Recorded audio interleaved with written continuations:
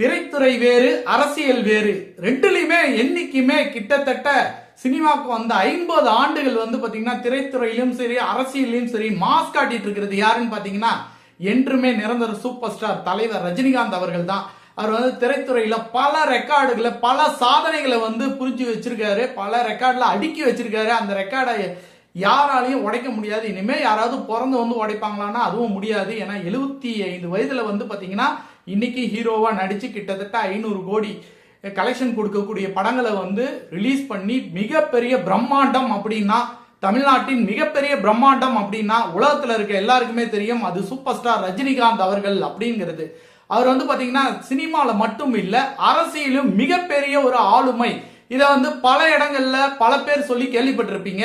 அவர் நினைச்சாரு அப்படின்னா தமிழ்நாட்டில் இருக்கிற எந்த முதலமைச்சர், உலகத்துல இருக்கிற இந்தியாவில் இருக்க எல்லா முதலமைச்சரும் அவர் போன் பண்ணா எடுப்பாங்க. ஏன் பிரதமரே போன் பண்ணா எடுப்பாரு. அந்த அளவுக்கு ஒரு ஆளுமை மிக்க ஒரு தலைவர் சூப்பர் ஸ்டார் ரஜினிகாந்த் சொல்லி கலாநிதி மாறன் அவர்கள் ஆடியோ லான்ச்ல சொன்னாரு. அது மிகைப்படுத்திய சொல்லு அல்ல, அதுதான் ரியல். ஏன்னா தலைவர் இன்னைக்கு நினைச்சா கூட தமிழ்நாட்டை வேற விதமா தோசையை திருப்பி போடுற மாதிரி திருப்பி போட முடியும். தலைவர் அதை எதுவுமே யோசிக்காம அதை எதையுமே பயன்படுத்திக்காம அவருடைய மனசுக்கு எது சரிப்படுதோ அதை அவர் தொடர்ந்து செஞ்சிட்டு இருக்காரு. அவரை சீண்டாதீங்க, உங்க வழியில் நீங்க போங்க, அவர் வழியில் அவர் வாழ விடுங்க. அவருடைய ரசிகர்களை துன்புறுத்தக்கூடாது, ரசிகர்களை தொந்தரவு பண்ணக்கூடாது.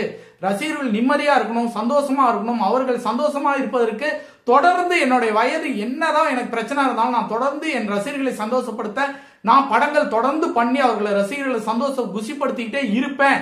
அப்படிங்கறதுனாலதான் உடல்நிலை கூட கருத்தில் கொள்ளாமல் தொடர்ந்து படம் நடிச்சுக்கிட்டே இருக்காரு. ரசிகர்களுக்காகவே வாழும் தலைவன், என்றுமே நிரந்தரம், என்றுமே நிரந்தர சூப்பர் ஸ்டார் ரஜினிகாந்த் அவர்கள் வாழ்க.